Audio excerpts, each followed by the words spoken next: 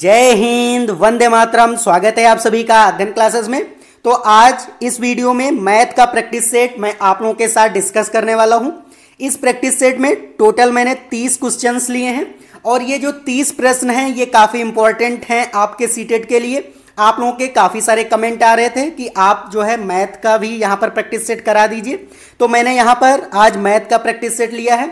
और जो यहाँ पर शुरुआत के यहाँ पर 10 क्वेश्चन हैं वो आपके अर्थमेटिक से हैं, जैसे कि जो सॉल्व करने वाले आपके मैथ में आते हैं वो क्वेश्चन है। उसके बाद यहाँ पर आपके पेडागोजी के क्वेश्चन है और जो लास्ट के यहाँ पर 5 क्वेश्चन है जो कि हर शिफ्ट में आपके सीटेट एग्जाम में पूछे गए क्वेश्चन है, तो काफ़ी इंपॉर्टेंट है। लास्ट तक आप जरूर बने रहिएगा।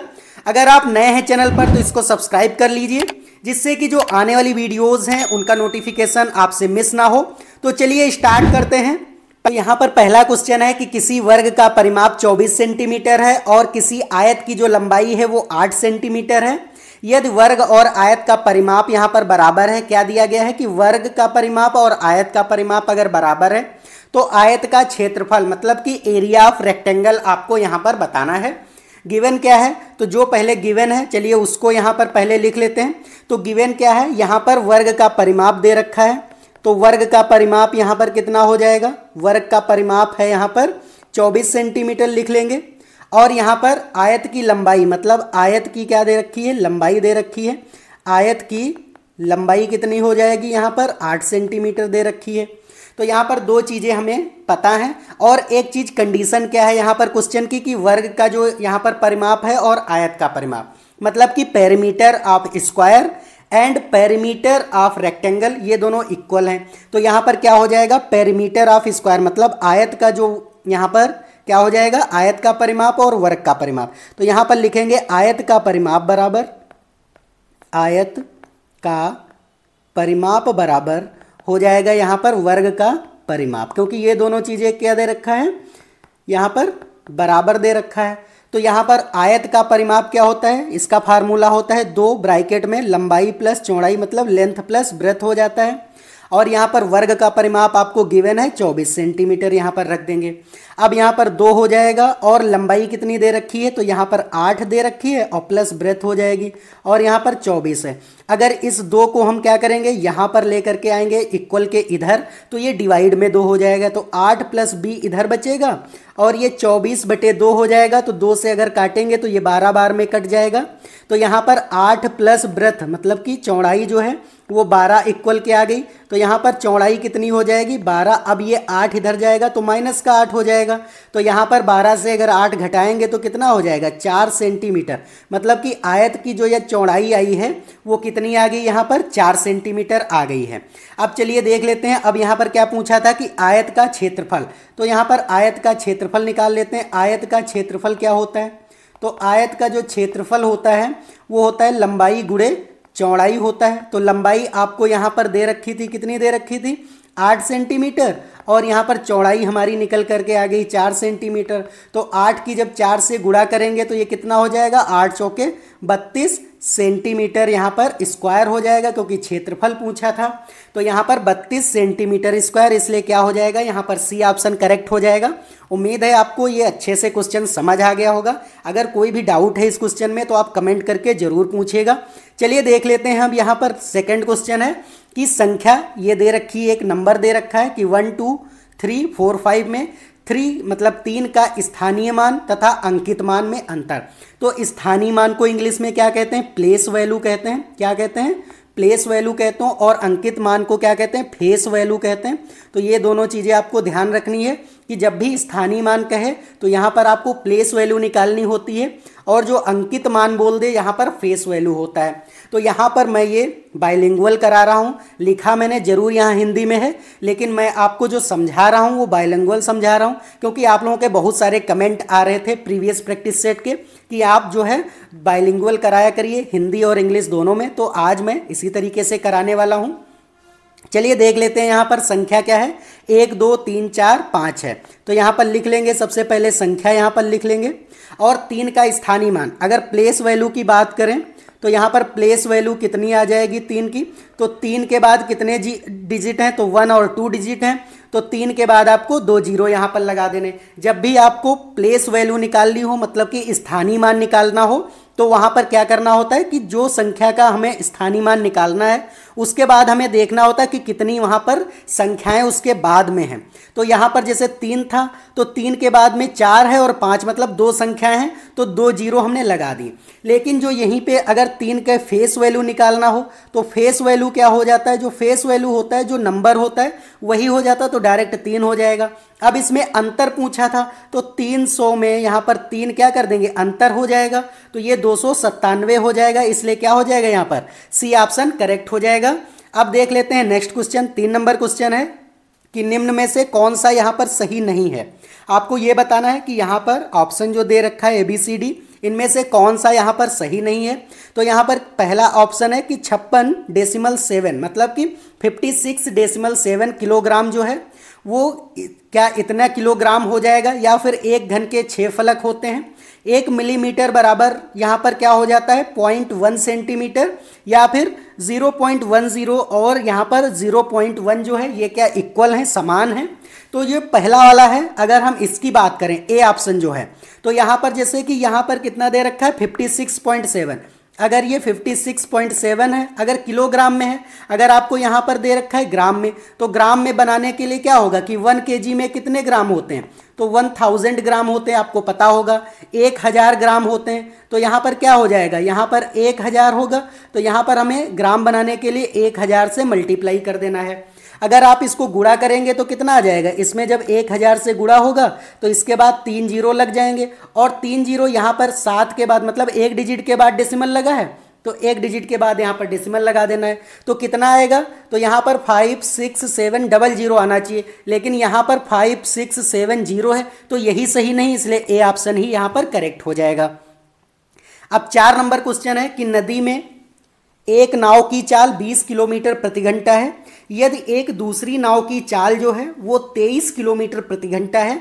यह दोनों नाव जो हैं एक ही दिशा में, इसको नाव आपको कर लेना, एक ही दिशा में एक स्थान से एक समय पर चलती हैं, तो 3.5 घंटे पश्चात उनके बीच की दूरी कितनी होगी। आपको ये बताना है कि एक नदी है जिसमें कि 2 नाव हैं, एक की जो नाव है उसकी चाल यहाँ पर 20 किलोमीटर प्रति घंटा है और दूसरी जो नाव है उसकी चाल है 23 किलोमीटर प्रति घंटा। तो यहाँ पर मैं आपको ट्रिक से थोड़ा बता देता हूँ, क्योंकि अगर ट्रिक से हो जाए, क्योंकि हमें वहाँ समय बचाना होता है एग्जाम में, तो ट्रिक से देख लेते हैं। अगर आपको दोनों यहाँ पर, जैसे कि यहाँ पर भी किलोमीटर प्रति घंटा दे रखा है, यहाँ पर भी किलोमीटर प्रति घंटा, मतलब यूनिट सेम है यहाँ पर, तो हम सापेक्ष चाल सबसे पहले निकाल लेंगे। सापेक्ष चाल क्या होती है, सापेक्ष चाल जो होती है जो ज़्यादा मतलब कि होता है यहाँ पर, जैसे कि ये 23 किलोमीटर प्रति घंटा चल रहा है, तो इससे जो है पहले वाली को मतलब नाव की चाल को घटा देंगे यहाँ पर, तो 20 को घटा देंगे तो कितना आ जाएगा, 3 यहाँ पर किलोमीटर प्रति घंटा आ जाएगा, तो 3 किलोमीटर प्रति घंटा हो गया। अब कहा कितना है कि 3.5 घंटे में उनके बीच की दूरी क्या होगी, तो 3.5 घंटे का मतलब है 3 सही 1/2 घंटे यहाँ पर। तो ये अगर इसको हम सिंपल फ्रैक्शन में करेंगे, क्योंकि ये क्या है फ्रैक्शन में है, तो यहाँ पर मिक्स फ्रैक्शन में है, तो इसको हम सिंपल फ्रैक्शन में करने के लिए इनकी मल्टीप्लाई होती है, तो 2 और 3 की मल्टीप्लाई करेंगे तो 2 गुणे 3 6 हो जाएगा, और 1 को ऐड करेंगे, जोड़ देंगे तो कितना हो जाएगा 7/2 हो जाएगा। तो यहाँ पर कितनी यहाँ पर आया था, सापेक्ष चाल जो है वो 3 किलोमीटर था, और 7 बटे मतलब कि यहाँ पर क्या हो जाएगा 7/2 हो जाएगा। तो अगर आप इसको सॉल्व करेंगे तो 7 गुणे 3 मतलब 21/2 आ जाएगा। अगर 2 से काटेंगे तो 2.20, 1 बचेगा, डेसिमल लगाएंगे 10 हो जाएगा, 2 पंचे 10, मतलब कि 10.5 किलोमीटर जो है यहाँ पर उनके बीच की दूरी हो जाएगी। तो इसलिए बी ऑप्शन यहाँ पर करेक्ट हो जाएगा। अगर आपको इस ट्रिक से नहीं करना, चलिए मैं यहाँ पर आपको मेथड भी बता देता हूँ, अगर आपको डिटेल में करना हो तो डिटेल भी बता देता हूँ। चलिए डिटेल में यहाँ पर देख लेते हैं। तो डिटेल में करने के लिए क्या हो जाएगा, यहाँ पर देखो सबसे पहले आपको पहले जो दे रखी 20 किलोमीटर प्रति घंटा आपको दे रखी यहाँ पर चाल पहले वाली नाव की, और इसमें क्या हो जाएगा, उसने कहा था अभी कि 3.5 घंटे में ये कितनी दूर चली जाएगी, तो ये 7/2 हो गया था। तो यहाँ पर 20 गुणे 7/2 हो जाएगा। जब इसको आप सॉल्व करेंगे तो कितना हो जाएगा 2.20 और 10 सटे 70 किलोमीटर ये पहली वाली नाव चली जाएगी। दूसरी वाली क्या है कि 23 किलोमीटर है, तो 23 गुणे 7/2 हो जाएगा। तो यहाँ पर अगर इसको आप सॉल्व करेंगे तो कितना हो जाएगा, ये अगर आप सॉल्व करेंगे, इसको सॉल्व करके देख लेना, तो ये 80 80.5 मतलब 80.5 जो है ये यहाँ पर क्या हो जाएगा, ये इतने किलोमीटर चले जाएंगे। तो यहाँ पर कह रहा है उनके बीच की दूरी, तो बीच की दूरी 80.5 माइनस 70, तो ये कितना आ जाएगा, 10.5 ही किलोमीटर आ जाएगा। तो इस तरीके से आप लगा सकते हैं। ये डिटेल मेथड था, इसलिए बी ऑप्शन ही करेक्ट हो जाएगा। अब देख लेते हैं 5 नंबर क्वेश्चन। तो 5 नंबर क्वेश्चन यहाँ पर है कि संख्या 90707 को भाग देने पर शेषफल क्या यहाँ पर आएगा। तो आपने अगर यहाँ पर डिविजिबिलिटी रूल पढ़ा हो तो 9 से अगर भाग देने का क्या होता था वहाँ पर मेथड, कि जितनी भी नंबर्स दिए होते थे, जैसे कि यहाँ पर 90707 दिया है, तो इनको सबको क्या कर देना, सम कर देना। आल डिजिट को सम करना, मतलब 9 + 0 + 7 + 0 और +7। अगर आप इसको जोड़ देंगे और फिर 9 से भाग करेंगे तो जितना यहाँ पर क्या आएगा, शेषफल बचेगा, वही इसका आंसर हो जाएगा। तो 9 और 7 कितना हो जाएगा, 16, और 16 और 7 कितना होगा, 23 हो जाएगा। और 23 को अगर आप 9 से यहाँ पर डिवाइड करेंगे तो 9 दूनी 18 होता है। तो अगर 23 से आप क्या करेंगे, 18 को घटाएंगे तो यहाँ पर कितना रिमाइंडर बचेगा, शेषफल कितना बचेगा। यहाँ पर अगर आप इसको घटा देंगे तो 13 हो जाएगा। 13 से 8 घटाएंगे तो कितना आ जाएगा, 8 × 5 = 13, तो यहाँ पर 5 बच जाएगा। तो इसलिए क्या आ जाएगा, शेषफल यहाँ पर 5 आ जाएगा। अगर आपको इस तरीके से यहाँ पर डिविजिबिलिटी रूल नहीं आपको आता है तो आप डायरेक्ट वहाँ पर इसको डिवाइड करके भी देख सकते हैं, लेकिन ये थोड़ा मेथड बड़ा हो जाएगा, लॉन्ग मेथड होगा, जहाँ पर आपको समय थोड़ा ज़्यादा लग सकता है। लेकिन जो ये मैंने मेथड बताया है ये काफ़ी इजी मेथड है। इसी तरीके से आपको एग्ज़ाम में करने हैं, क्योंकि आपको वहाँ पर एक एक सेकेंड आपके लिए बहुत इंपॉर्टेंट है। चलिए देख लेते हैं 6 नंबर क्वेश्चन। तो 6 नंबर क्वेश्चन है कि एक ताज़ा मछली को सुखाने पर उसका भार 1/3 रह जाता है। सुनीता 1500 किलो यहाँ पर मछली रुपया प्रति यहाँ पर 25 प्रति किलो के भाव में खरीद कर उसको सुखाकर रुपया 80 प्रति किलो के भाव पर बेच देती है। इस प्रकार वह कितना कमाती है। तो अगर वह ताज़ा मछली को लेकर के आती है, जब उसको सुखा लेती है तो 1/3 रह जाती मछली। मतलब अगर पहले कुछ भार होगा उसका, मतलब कि वेट रहा होगा, तो पहले का जो वेट होगा उसका वो 1/3 हो जाता है। जैसे कि पहले अगर 15 किलो था तो अब कितना बचेगा, 5 किलो ही बचेगा। ये आपको ध्यान रखना है। तो अब क्या है, उस सुनीता जो है यहाँ पर 1500 किलो मछली वो लेकर के आती है। उसके बाद में क्या करती है, यहाँ पर उसको सुखाती है और बाद में वो 80 रुपये प्रति किलो के हिसाब से भाव पर बेच देती है। तो उसको कितना यहाँ पर प्रॉफिट हुआ है ये आपको यहाँ पर बताना है। तो टोटल वो मछली कितनी लेकर के आती सुनीता, तो 1500 यहाँ पर किलो लेकर के आती है। और यहाँ पर कितने रुपए प्रति किलो लेती, तो 25 रुपये प्रति किलो लेती। तो 25 से आपको गुणा कर देना है। जब आप यहाँ पर मल्टीप्लाई करेंगे तो ये 37,500 आ जाएगा। ये आपको मल्टीप्लाई कर लेना है। फिर उसके बाद जब वो सुखा देती है, अब सुखाने के बाद कितना बचा, तो यहाँ पर वो कितना लेकर के आई थी, 1500 किलो लेकर के आई थी। और सुखाने के बाद 1/3 बचती, मतलब 3 × 5 = 15, मतलब कि यहाँ पर 500 किलोग्राम केवल अब मछली बची। अब वो बेचती किस पे है, जब ये जितनी मछली यहाँ पर सूखी हुई बची, मतलब कि 500 जो किलो यहाँ पर सूखी मछली बची उसको 80 रुपये प्रति किलो के हिसाब से बेच देती है। तो यहाँ पर कितना हो जाएगा, जब इसको मल्टीप्लाई करेंगे तो 8 × 5 = 40 हो जाएगा। और इसके बाद में 3 जीरो और लग जाएंगे, तो मतलब कि वो 40,000 रुपये की क्या करती है, यहाँ पर वो बेच देती है मछली। और ख़रीदती वो कितने की, तो 37,500 की खरीदती है। तो उसको प्रॉफिट यहाँ पर कितना हो जाएगा, प्रॉफिट हो जाएगा यहाँ पर 40,000 और माइनस का आपको कर देना है 37,500। तो जब इसको सॉल्व करेंगे आप तो कितना आ जाएगा यहाँ पर, तो यहाँ पर जब सॉल्व करेंगे तो यहाँ 40,000 से अगर 37,500 आपने घटाया तो यहाँ पर बच जाएगा 2500 रुपये, मतलब 2,500 रुपये वो यहाँ पर प्रॉफिट कमा लेती, बचा लेती। तो कमाती कितना है यहाँ पर 2500 रुपये। तो इसलिए ए ऑप्शन करेक्ट हो जाएगा। उम्मीद है आपको यहाँ पर ये सारे क्वेश्चन समझ में आ रहे होंगे। अगर आपको ये वीडियो अच्छा लग रहा है तो वीडियो को लाइक कर दीजिए और नए हैं चैनल पर तो सब्सक्राइब जरूर कर दीजिए, क्योंकि अभी जो ये मैं पहला यहाँ पर प्रैक्टिस सेट लेकर के आई हूँ सीटेट का, उसके बाद यहाँ पर मैं आपको पूरे और यहाँ पर मैथ के 10 प्रैक्टिस सेट कराने वाला हूँ इसी तरीके से। तो आपका पूरा रिवीजन यहाँ पर मैथ का होने वाला है, तो आप लोग चैनल से जरूर जुड़ जाइए।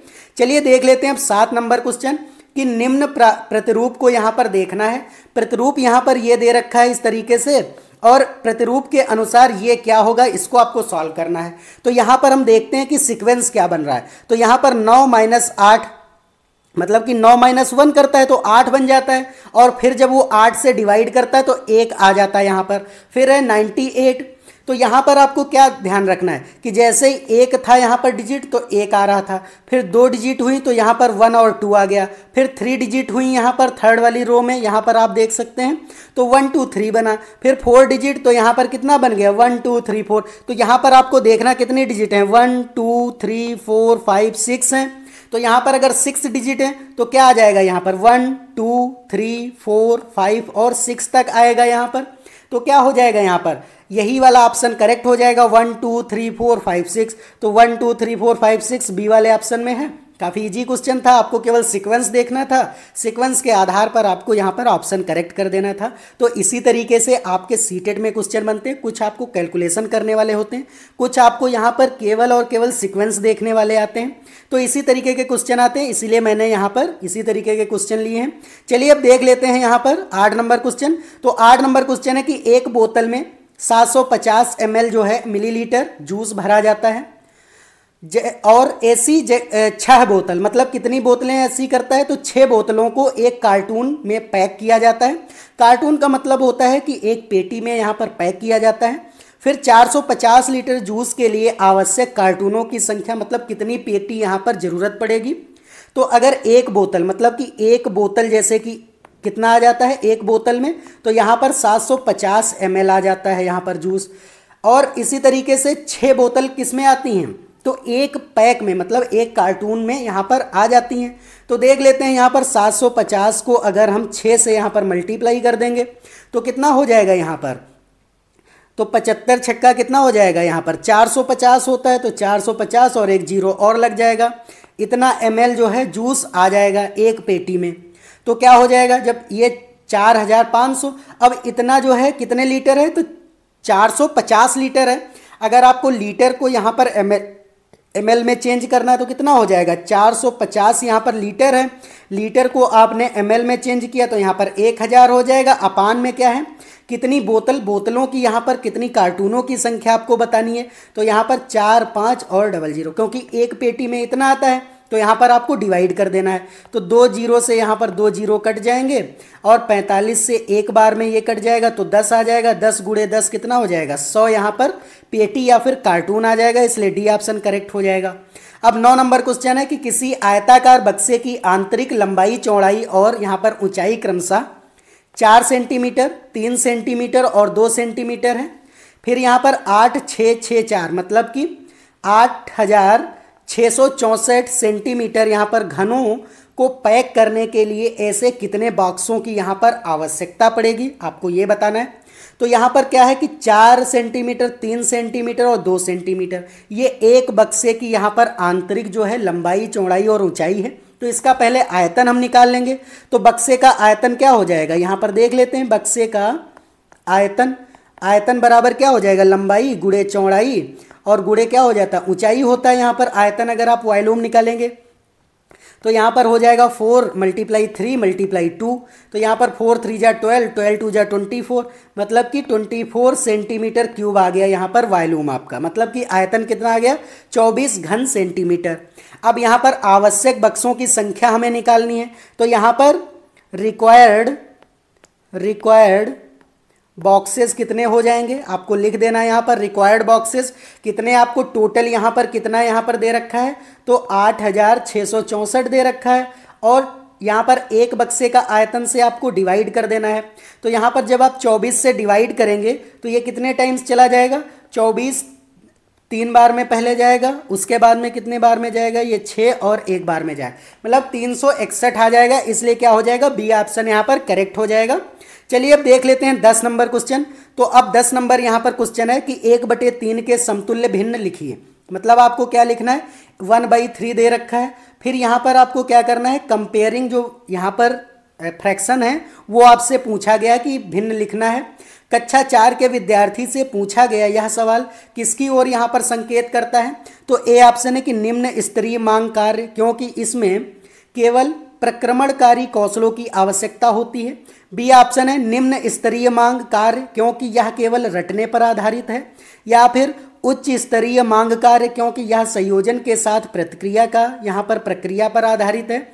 या फिर उच्च स्तरीय मांग कार्य, क्योंकि संयोजन के बिना प्रक्रिया पर ये आधारित है। तो यहाँ पर क्या हो जाएगा कि ये निम्न स्तरीय मांग है।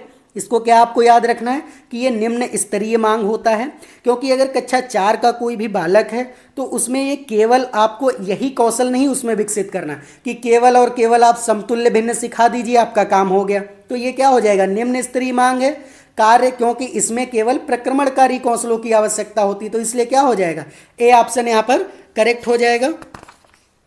चलिए अब देख लेते हैं 11 नंबर क्वेश्चन। तो 11 नंबर क्वेश्चन है कि प्रायः शिक्षार्थी दशमलव संख्याओं की तुलना में त्रुटि करते हैं। मतलब शिक्षार्थी क्या कर रहे हैं कि जो ये डेसिमल जो नंबर्स होते हैं उनमें वो यहाँ पर एरर कर देते हैं। उदाहरण के लिए 0.50 और 0.5 से बड़ा है। यहाँ पर क्या दिया गया है कि जो एक बालक है वो क्या कहता है कि 0.50 और 0.5 ये क्या है इससे बड़ा, क्योंकि यहाँ पर आपको ज़्यादा डिजिट उसको दिख रहे हैं, यहाँ पर कम डिजिट दिख रहे हैं। तो वो कह रहा है कि ये वाला जो नंबर है वो बड़ा है। इस त्रुटि का सर्वाधिक संभावित कारण क्या हो सकता है। तो ए ऑप्शन है कि कक्षा में इस प्रकार के सवालों के अभ्यास का अभाव है, या फिर संख्या रेखा पर दशमलव संख्या के निरूपण के मूर्त अनुभव का यहाँ पर अभाव है, या फिर सी ऑप्शन है कि शिक्षार्थियों द्वारा लापरवाही बरतना, या फिर क्रमिक दशमलव में शून्य की सार्थकता से संबंधित भ्रांतिपूर्ण संकल्पना यहाँ पर हो जाएगा। तो क्या है कि यही हो जाएगा कि क्रमिक दशमलव में शून्य की सार्थकता, मतलब कि वो शून्य को यहाँ पर सार्थक मान रहा है, इसी से संबंधित वो भ्रांति, मतलब उसको कन्फ्यूजन यहाँ पर हो जा रहा है, इसलिए डी ऑप्शन करेक्ट हो जाएगा। तो यहाँ पर जो मैंने 10 क्वेश्चन से स्टार्ट किया है ये यहाँ पर मैथ पेडागोजी के अब क्वेश्चन है। तो अब यहाँ पर देख लेते हैं 12 नंबर क्वेश्चन। तो 12 नंबर क्वेश्चन है कि एक शिक्षक शिक्षार्थियों को दैनिक जीवन में गणित का अनुप्रयोग विषय के साथ गणितीय जनरल, मतलब कि जो पत्रिका होती है, तैयार करने के लिए बढ़ावा देता है। यह गतिविधि कैसी है यहाँ पर। तो ए ऑप्शन है कि शिक्षार्थियों की गणितीय संकल्पनाओं की परीक्षा करना यहाँ पर। बी ऑप्शन है कि अपने ज्ञान और समझ को साझा करने के लिए शिक्षार्थियों को अवसर उपलब्ध कराना। सी ऑप्शन है कि गणित की समझ में शिक्षार्थियों की सहायता करना, या फिर गणितीय संकल्पनाओं और उनके अनुप्रयोगों में संबंध बैठाने और अपने ज्ञान तथा विचारों को साझा करने में शिक्षार्थियों की सहायता करना यहाँ पर। तो डी ऑप्शन ही यहाँ पर करेक्ट हो जाएगा, क्योंकि यहाँ पर क्या कहा गया डी ऑप्शन में कि गणितीय संकल्पनाओं और उनके अनुप्रयोग, मतलब कि उनमें कैसे कि वहाँ पर प्रैक्टिकल हो रहा, अनुप्रयोग के संबंध बैठाना, मतलब कि उनका रिलेशन यहाँ पर बताना, और ज्ञान और विचारों को साझा करना विद्यार्थियों से, क्योंकि अगर आप ज्ञान और यहाँ पर विचार को साझा करेंगे तो वहाँ पर बच्चे अच्छे तरीके से सीख पाते हैं, इसलिए डी ऑप्शन यहाँ पर करेक्ट हो जाएगा। अब यहाँ पर 13 नंबर क्वेश्चन है और काफ़ी इंपॉर्टेंट क्वेश्चन है, आपके हर शिफ्ट में यहाँ पर क्वेश्चन ये पूछा गया है। ये क्वेश्चन है कि वेन हिले के ज्यामितीय विचार के स्तर के अनुसार 5 स्तर चाक्षुषीकरण, यहाँ पर चाक्षुषीकरण आपको कर लेना, चाक्षुषीकरण, विश्लेषण, अनौपचारिक निगमन और औपचारिक निगमन यहाँ पर हो जाएगा। यहाँ पर क्या है, अनौपचारिक निगमन और औपचारिक निगमन और दृढ़ता, ये 5 यहाँ पर क्या हैं, इनके विचार हैं वेन हिले के। कक्षा 3 के एक बच्चे को यहाँ पर छांटने के लिए कुछ बहुभुज यहाँ पर दिए गए हैं, फिर वह बहुभुजों या फिर वह भुजाओं की संख्याओं के आधार पर बहुभुज को वर्गीकृत करता है। यह बच्चा वेन हिले के ज्यामितीय विचार के किस स्तर पर है। तो यहाँ पर कुछ इसको क्या दिए गए हैं, बहुभुज दिए गए हैं, ये इसको यहाँ पर क्या करना है, इसको डिफरेंशिएट करना है किसके अनुसार, तो वेन हिले के अनुसार यहाँ पर उसको डिफरेंशिएट करना है। तो किस स्तर पर यहाँ पर बच्चा है, क्योंकि वो क्या कर लेता है, यहाँ पर डिफरेंशिएट कर लेता है, तो वो चाक्षुषीकरण के स्तर पर है, विश्लेषण के स्तर पर है, अनौपचारिक निगमन के स्तर पर है, या फिर औपचारिक निगमन के स्तर पर यहाँ पर है।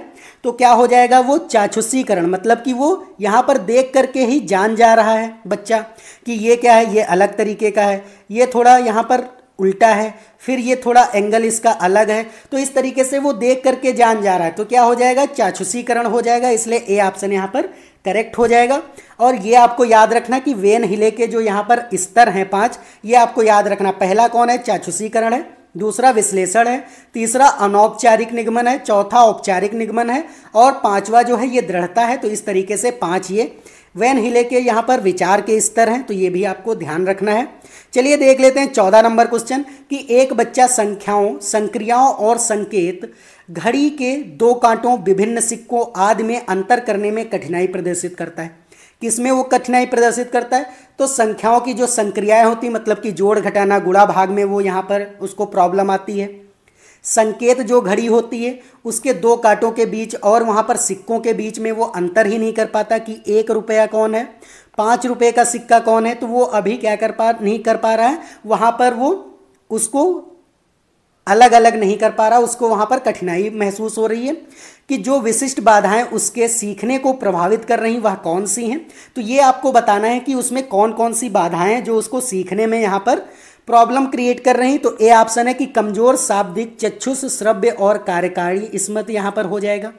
बी ऑप्शन है कि कमजोर चक्षुष, पराक्रम योग्यता जैसे चक्षुष विभेदीकरण, स्थानिक संगठन और चाक्षुष समन्वय यहाँ पर हो जाएगा।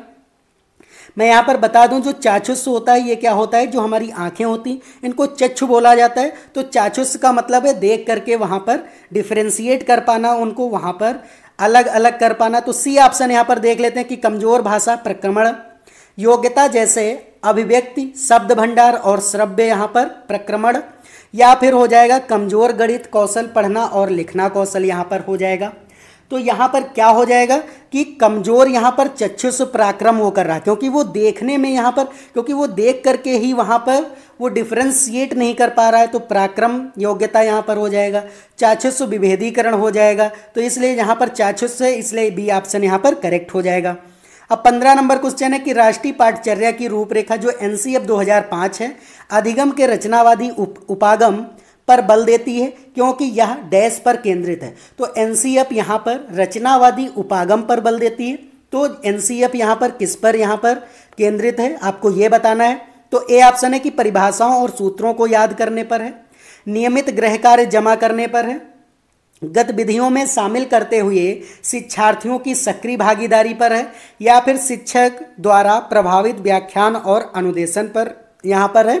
तो आपको यहाँ पर ध्यान रखना है कि यहाँ पर जो गतिविधियों में शामिल करते हुए शिक्षार्थियों की सक्रिय भागीदारी ये केंद्रित करता है, क्योंकि जो एनसीएफ है वो रचनावादी उपागम पर यहाँ पर बल देती है, क्योंकि बच्चे क्या होते हैं वहाँ पर करके सीखें, इसलिए गतिविधियों में शामिल करना बच्चों को और उनका सक्रिय जो भागीदारी होती है उसी पर यहाँ पर केंद्रित है जो एनसीएफ 2005 है, इसलिए सी ऑप्शन यहाँ पर करेक्ट हो जाएगा।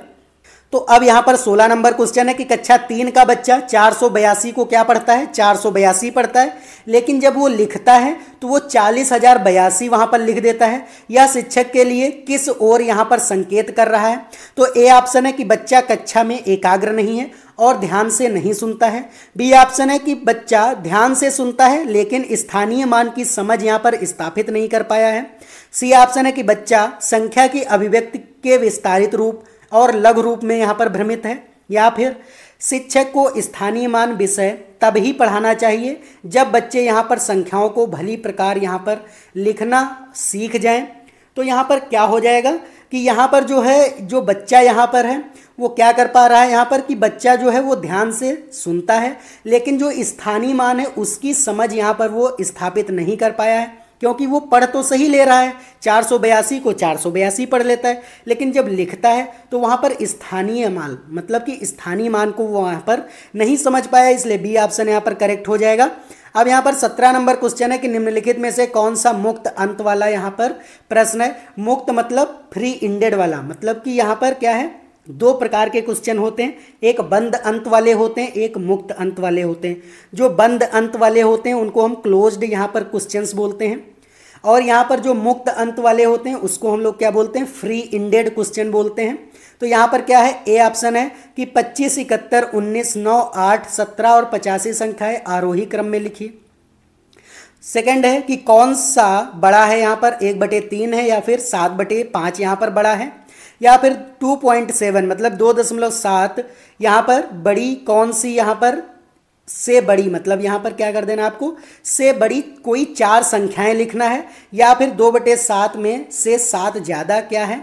तो मतलब यहाँ पर सी ऑप्शन ही करेक्ट होगा, क्योंकि जो मुक्त अंत वाला मतलब कि यहाँ पर मुक्त अंत वाले वे क्वेश्चन होते हैं जिसमें बच्चे यहाँ पर सोचने पे मजबूर होते हैं। तो जब यहाँ पर टीचर उनको ये वाला क्वेश्चन पूछेगा कि 2/7 से बड़ी कोई 4 संख्याएं आप लिखिए, तो बच्चे यहाँ पर सोच करके 2/8 2.8 लिखेंगे, 2.9 लिखेंगे, 3.0 लिख देंगे, 3.1 लिख देंगे। इस तरीके से वो सोच करके लिखेंगे। कोई यहाँ पर 8.1 भी लिख सकता है। तो यहाँ पर 2.7 से बड़ी वो 4 संख्याएं लिखेंगे। तो सबके आंसर यहाँ पर अलग अलग होंगे, सोचने पर वहाँ पर मजबूर होंगे बच्चे यहाँ पर। तो ये मुक्त अंत वाला हो जाएगा, इसलिए सी ऑप्शन यहाँ पर करेक्ट हो जाएगा।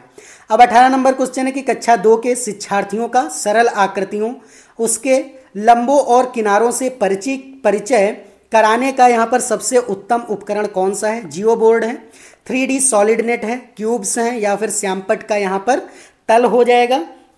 तो यहाँ पर क्या हो जाएगा, आपको याद रखना है कि जियो बोर्ड जो होता है वो यहाँ पर सबसे अच्छा है कि वहाँ पर लंबों और किनारों से यहाँ पर परिचित कराया जा सकता है। जैसे कोई भी यहाँ पर अगर ये मैंने जैसे कि कोई शेप बना दिया, जैसे कि ये मैंने रेक्टेंगल मतलब कि आयत बनाया, तो आयत में क्या है, ये लंब हैं, जैसे कि यहाँ पर इनके किनारे ये हैं। तो इससे अगर उनको समझाना है तो जियो बोर्ड अगर आप दिखाएंगे बच्चों को तो वहाँ अच्छे तरीके से वो सबसे अच्छा उपकरण होगा। तो इसलिए ए ऑप्शन ये करेक्ट हो जाएगा। अब 19 नंबर क्वेश्चन है कि निम्नलिखित कक्षा 5 की पाठ्य पुस्तक में से एक सवाल है। यहाँ 4 खंभे हैं जिनकी माप क्रमशः 105 सेंटीमीटर, 215 सेंटीमीटर, 150 सेंटीमीटर तथा 235 सेंटीमीटर है। यदि इन्हें समान लंबाई के टुकड़ों में काटना है तो प्रत्येक टुकड़े की अधिकतम लंबाई क्या होगी? यह सवाल डैश के लिए पूछा गया है। तो ये जो है कक्षा 5 के बच्चों से ये सवाल क्यों पूछा गया? तो ए ऑप्शन है, गुणन और गुणज की ज्ञान की परीक्षा ले रहे हैं यहाँ पर टीचर। HCF ज्ञात करने की कौशल की जांच कर रहे हैं, या फिर यहाँ पर सीखी गई संकल्पनाओं का प्रयोग करते हुए समस्या समाधान कौशल को बढ़ाना, या फिर HCF तथा LCM पर आधारित शब्द समस्याओं का यहाँ पर अभ्यास देना हो जाएगा। तो यहाँ पर क्या है कि सीखी गई जो संकल्पनाएं होती हैं उन्हीं का प्रयोग करते हुए समस्या समाधान के कौशल को बढ़ाना है। क्योंकि जब यहाँ पर टीचर 105 सेंटीमीटर, 215 सेंटीमीटर अलग अलग यहाँ पर सेंटीमीटर की जो रॉड देता है, यहाँ पर उनको अगर समान लंबाई में काटना है तो जो बच्चे यहाँ पर सीखे होते हैं उन्हीं का उपयोग करके समस्या का समाधान करेंगे। इसलिए सी ऑप्शन यहाँ पर करेक्ट हो जाएगा। अब 20 नंबर क्वेश्चन है कि निम्नलिखित कक्षा 3 की पाठ्य पुस्तक में से एक समस्या है। क्या एक समस्या है कि एक दूध वाला 10 दिन में 1410 लीटर दूध बेचता है। वह एक दिन में कितने लीटर दूध बेचता है? उपयुक्त सवाल में ब्लूम के संज्ञानात्मक क्षेत्र की किस दक्षता की ओर यहाँ पर संकेत किया गया है? तो यहाँ पर यह बताना है कि जो ब्लूम का यहाँ पर दक्षता है वो किससे यहाँ पर संबंधित है? ज्ञान से, बोधन से है, विश्लेषण से है, या फिर संश्लेषण से यहाँ पर हो जाएगा? तो ये विश्लेषण से यहाँ पर हो जाएगा। इसलिए क्या हो जाएगा, सी ऑप्शन यहाँ पर करेक्ट हो जाएगा। क्योंकि यहाँ पर क्या बताया गया कि 10 दिन में वो इतना दूध बेचता है दूध वाला, तो एक दिन में कितना बेचेगा? तो यहाँ पर क्या किया जा रहा है, विश्लेषण किया जा रहा है, इसलिए सी ऑप्शन ही करेक्ट हो जाएगा। अब 21 नंबर क्वेश्चन है कि राशिद कक्षा 5 में पढ़ता है। वह विभिन्न प्रकार के त्रिभुज की भिन्न श्रेणियों में वर्गीकृत कर सकता है, लेकिन त्रिभुज के तीनों कोणों का योग 180 होता है कि अमूर्त प्रमाण को समझने में उसे कठिनाई होती है। पियाजे के यहाँ पर संज्ञानात्मक सिद्धांत के अनुसार रसीद या फिर राशिद जो है यहाँ पर किस चरण पर है? तो आपको ये बताना है कि वो बच्चा जो राशिद है वो यहाँ पर अमूर्त चिंतन नहीं कर पा रहा है। तो जीन पियाजे के अनुसार वो कौन से यहाँ पर अवस्था में होगा? मूर्त संक्रियात्मक में होगा, औपचारिक संक्रियात्मक में होगा, संवेदी गतिक अवस्था में होगा, या फिर पूर्व संक्रियात्मक अवस्था में वो होगा? तो यहाँ पर वो मूर्त संक्रियात्मक, क्योंकि वो अमूर्त अभी नहीं सोच पा रहा है तो अमूर्त औपचारिक संक्रियात्मक अवस्था में तो होगा नहीं। संवेदी पेशी वो अपने केवल हाथों और यहाँ पर जो मतलब संवेदों से संवेगी अंग से सीखता, तो ये भी नहीं होगा। पूर्व संक्रिया तो ये भी नहीं होगा। तो यहाँ पर क्योंकि वो क्या कर पाता रहा है, यहाँ पर त्रिभुजों को अलग कर दे रहा है, भिन्न भिन्न श्रेणियों में त्रिभुज को वो अलग कर देता है, लेकिन जो 180 अंश होता है उसको वो नहीं कर पा रहा। तो ये अमूर्त चिंतन है, तो इसलिए वो क्या भी है कि मूर्त चिंतन पर है और अमूर्त यहाँ पर नहीं सोच पा रहा है, इसलिए ए ऑप्शन करेक्ट हो जाएगा। अब यहाँ पर 22 नंबर क्वेश्चन है कि एनसीएफ 2005 के अनुसार गणित की शिक्षा का मुख्य उद्देश्य यहाँ पर बच्चों की गणितीयकरण की क्षमताओं का विकास करना है। स्कूली गणित का सीमित लक्ष्य है लाभप्रद क्षमताओं का विकास। यह गणितीयकरण बच्चों की क्षमताओं का विकास करने की ओर संकेत करता है। तो किस ओर यहाँ पर संकेत ये करता है? तो यहाँ पर है वर्गमूल और घनमूल निकालने सहित सभी संख्या संक्रियाओं के प्रभावी निष्पादन की, या फिर स्वतंत्र रूप से ज्यामितीय प्रमेय का निरूपण और उनका सत्यापन करने की। फिर नेक्स्ट है सी ऑप्शन की शब्द समस्याओं को रेखीय समीकरण में अनुदित करने की। और डी ऑप्शन है कि पूर्व धारणाओं को उनके तार्किक निष्कर्ष पर अनुशीलन करने और अमूर्त का संचालन करने के लिए गणितीय रूप से चिंतन तर्क के बच्चे के संसाधनों का विकास। तो डी ही ऑप्शन यहाँ पर करेक्ट हो जाएगा, क्योंकि यहाँ पर चिंतन तर्क और बच्चों का यहाँ पर विकास किया जा रहा है, इसीलिए डी ऑप्शन यहाँ पर करेक्ट हो जाएगा, क्योंकि यहाँ पर एनसीएफ 2005 के बारे में कहा गया है। तो यहाँ पर क्या है, 23 नंबर क्वेश्चन है कि एक अच्छी पाठ्य पुस्तक की विशेषता क्या होती है, कि उनमें कठोर अभ्यास देने के लिए बहुत सारे अभ्यास होते हैं, या फिर स्थितियों के माध्यम से सभी संकल्पनाओं का परिचय दिया जा सकता है। सी ऑप्शन है केवल हल किए गए अभ्यास ही यहाँ पर शामिल हो सकते हैं, या फिर ए और बी दोनों। तो यहाँ पर ए और बी दोनों हो जाएंगे, क्योंकि ए ऑप्शन में क्या है कि उनमें कठोर अभ्यास देने के लिए बहुत सारे अभ्यास होते हैं। बिल्कुल सही है। अगर उनमें यहाँ पर कोई भी एक्सरसाइज टफ है तो उसमें क्या है कि पहले जो है इजी क्वेश्चन दिए जाते हैं एक्सरसाइज में, तब वहाँ पर हार्ड यहाँ पर एक्सरसाइज दी जाती है। बी ऑप्शन है कि स्थितियों के माध्यम से सभी संकल्पनाओं का परिचय दिया जा सकता है। बिल्कुल सही है, तो इसलिए डी ऑप्शन यहाँ पर करेक्ट हो जाएगा। तो अब 24 नंबर क्वेश्चन है कि एनसीएफ 2005 यहाँ पर किस पर बल देती है। गणित में सफलता प्रत्येक बच्चे के लिए आवश्यक है। शिक्षार्थियों की तार्किक गणितीय योग्यताओं के लिए पहले उनकी परीक्षा लेनी चाहिए। सी ऑप्शन है कि निम्न उपलब्धिकर्ताओं के लिए गणित पाठ्यचर्या अलग होगी, या फिर गणित चयनित शिक्षार्थियों को पढ़ाया जाएगा यहाँ पर।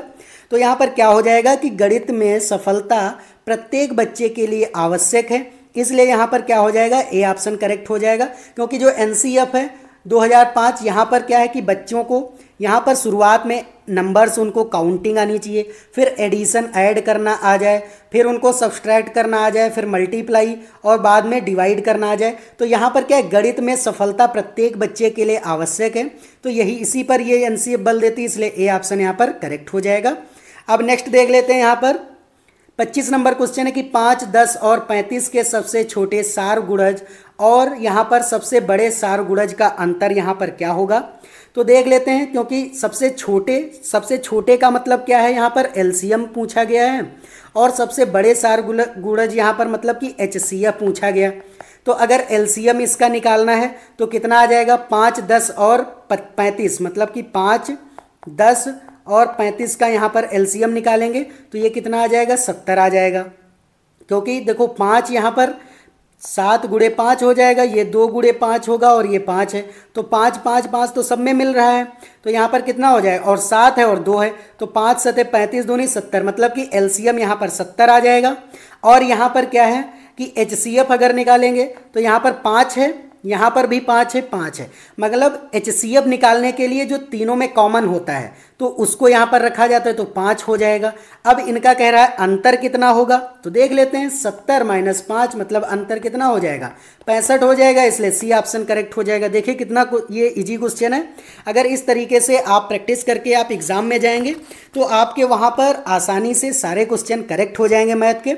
जो भी मेरे भाई बहन यहाँ पर हैं जिनको मैथ बहुत अच्छे तरीके से आती है तो उनके लिए भी ये प्रैक्टिस सेट इंपॉर्टेंट है, क्योंकि यहाँ पर उनका रिवीजन हो जाएगा। और जिनको यहाँ पर मैथ नहीं आ रही है तो वो भी ये साथ साथ देखते चलें। मैं यहाँ पर सारी चीज़ें समझाते हुए चल रहा हूँ। अगर आप ये सारे प्रैक्टिस सेट देखते हुए चलेंगे तो वहाँ पर आपके सारे यहाँ पर जो भी चीज़ें हैं वो सारे यहाँ पर मेथड आपके क्लियर होते चले जाएंगे और आप एग्ज़ाम में बहुत अच्छा यहाँ पर मैथ में भी कर पाएंगे। चलिए अब देख लेते हैं 26 नंबर क्वेश्चन की संख्या 105 के गुणनखंडों की संख्या कितनी होगी। तो 105 के आपको यहाँ पर क्या करने हैं, फैक्टर करने हैं। तो 105 के गुणनखंड क्या हो सकते हैं, एक तो 1 और 105 हो सकता है। दूसरा क्या हो सकता है कि दूसरा जो हो सकता है यहाँ पर 3 से कट सकता है, 3 और 35 हो सकता है, 35 3 105 हो जाता है। फिर क्या हो जाएगा, 5 और 21 हो जाएगा। तो इस तरीके से 5 और 21 से भी हो जाएगा। और क्या हो जाएगा, 15 और 7 हो जाएगा, मतलब कि 7 और 15, 15 7 105 होता है। तो ये क्या है, इसके गुणनखंड हो गए हैं। अब देख लेते हैं तो कितने यहाँ पर हो सकती है यहाँ पर संख्या। तो देखो 1 2 3 4 5 6 7 और 8, तो कितने यहाँ पर गुणनखंडों की संख्या हो सकती है, 8 हो सकती है। इसलिए यहाँ पर क्या हो जाएगा, डी ऑप्शन करेक्ट हो जाएगा। देखो गुणनखंडों की संख्या कैसे निकाली जाती है, तो एक जो है वो सबका गुणनखंड होता ही होता है और जो खुद नंबर होता है वो भी एक होता है। अब इसको देख लेना कि किसकी किसकी यहाँ पर टेबल में 105 आ रहा है, तो 3 की टेबल में आता है, 5 की टेबल में आता है, 7 की टेबल में आता है, 15 की टेबल में आता है, 21 की टेबल में आता है और 35 की टेबल में आता है। देखिए क्या ये 8 हो गए, 1 2 3 4 5 6 7 और 8, तो 8 ये गुणनखंड हो जाएंगे, इसलिए डी ऑप्शन आपको लॉक कर देना है। अब 27 नंबर क्वेश्चन है कि यदि समय 2:17 PM मतलब कि 2:17 पर है यहाँ पर हुआ है, तो अब से ठीक 11 घंटे 59 मिनट के पश्चात समय क्या होगा। तो अभी देखो कितना बजा है यहाँ पर, तो बजा हुआ है यहाँ पर कि 2:17 हुए हैं।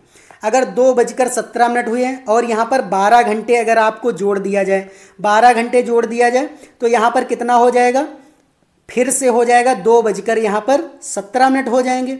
लेकिन यहाँ पर 11 घंटे 59 मतलब कि 1 मिनट यहाँ पर लेस कर देना है इससे, तो 1 मिनट लेस करेंगे तो 2:16 हो जाएगा। अब यहाँ PM था क्योंकि ये कि क्या है यहाँ पर दोपहर के बाद का समय है, लेकिन जब ये शाम का समय होगा मतलब रात के 12 बजे के बाद, तो ये AM में आ जाएगा। तो 2:16 AM, तो यहाँ पर C ऑप्शन करेक्ट हो जाएगा। उम्मीद है आपको सारे क्वेश्चन यहाँ पर समझ आ रहे होंगे और अच्छी तरीके से समझ आ रहे होंगे। अगर कोई भी डाउट है तो आप कमेंट करके ज़रूर पूछिएगा। और अगर आपको ये वीडियो अच्छा लग रहा है तो वीडियो को एक लाइक कर दीजिए, और नए हैं चैनल पर तो इसको सब्सक्राइब करते हुए बेल आइकन भी प्रेस कर दीजिए, क्योंकि यहाँ पर जो मैं इस तरीके से प्रैक्टिस सेट लेकर के आऊँगा ये आपसे जो नोटिफिकेशन होगी वो आपसे मिस नहीं होगी। चलिए अब देख लेते हैं 28 नंबर क्वेश्चन कि 3.5 समकोण में डिग्रियों की संख्या यहाँ पर कितनी होगी। आपको ये बताना कि 3.5 मतलब कि 3.5 मतलब समकोण है, मतलब कि समकोण को क्या बोलते हैं यहाँ पर, राइट एंगल यहाँ पर बोलते हैं, राइट एंगल ट्रायंगल हो जाता है। तो यहाँ पर कितनी डिग्रियाँ होंगी, तो 3 में समकोण मतलब कि 90 डिग्री, तो 9 3 27 270 डिग्री हो जाएगा। और यहाँ पर क्या है कि हाफ भी तो होगा, मतलब आधा और है यहाँ पर, तो आधा गुणे 90 डिग्री हो जाएगा। तो यहाँ पर कितना हो जाएगा 45 डिग्री और आपको रख देना है। तो यहाँ पर टोटल कितना हो जाएगा 270 + 45, तो ये कितना हो जाएगा यहाँ पर 315 डिग्री हो जाएगा। इसलिए क्या है 315 डिग्री वाला ऑप्शन यहाँ पर करेक्ट हो जाएगा। अब 29 नंबर क्वेश्चन है कि 11 इकाई 11 दहाई और 11 सैकड़ा यहाँ पर किसके बराबर है। तो यहाँ पर बहुत सिंपल है, 11 इकाई मतलब इकाई में 1 होता है तो कितना आ जाएगा 11 आ जाएगा। 11 दहाई है, दहाई में 10 होते हैं तो ये कितना हो जाएगा 110 हो जाएगा। 11 सैकड़ा है मतलब 100 आ जाएंगे, तो यहाँ पर कितना हो जाएगा 1100 हो जाएगा। सबको आपको ऐड कर देना है, ऐड करने पर कितना आ जाएगा यहाँ पर, तो ऐड कर देते हैं। देखो 1100 ऊपर लिखेंगे, फिर नीचे 110 लिखेंगे, फिर 11 लिख देंगे, तो 1 2 1 1 मतलब 11 21 आ जाएगा। तो यहाँ पर कितना है, कितना हो जाएगा 1 1 2 ये हो जाएगा, मतलब 12 21, इसलिए बी ऑप्शन यहाँ पर करेक्ट हो जाएगा। अब देख लेते हैं यहाँ पर 30 नंबर और ये लास्ट क्वेश्चन है। तो 509 और 3028 का योग यहाँ पर कितना होगा, तो डायरेक्ट जोड़ लेते हैं, ये तो बहुत ईजी क्वेश्चन है। तो यहाँ पर 509 आपको लिख लेना है, 9 8 कितना होता है 17 होता है, 2 1 3 हो जाएगा, 5 हो जाएगा 3, तो 35 37 यहाँ पर क्या हो जाएगा करेक्ट हो जाएगा, इसलिए ए ऑप्शन यहाँ पर करेक्ट हो जाएगा। उम्मीद है आपको सारे क्वेश्चन यहाँ पर समझ आ गए होंगे। आज के लिए ये 30 क्वेश्चन थे। अगर आपको इसी तरीके का प्रैक्टिस सेट मैथ के और चाहिए तो आप कमेंट करके ज़रूर बताइए, मैं इसी तरीके के यहाँ पर और सीटेट के यहाँ पर मैथ के प्रैक्टिस सेट लेकर के आ जाऊँगा। तो आज के लिए इतना ही। अगर आपको ये वीडियो अच्छा लगा तो वीडियो को लाइक कर दीजिए, और नए हैं चैनल पर तो सब्सक्राइब जरूर कर दीजिए। अब मिलते हैं नेक्स्ट वीडियो में, तब तक के लिए जय हिंद जय भारत।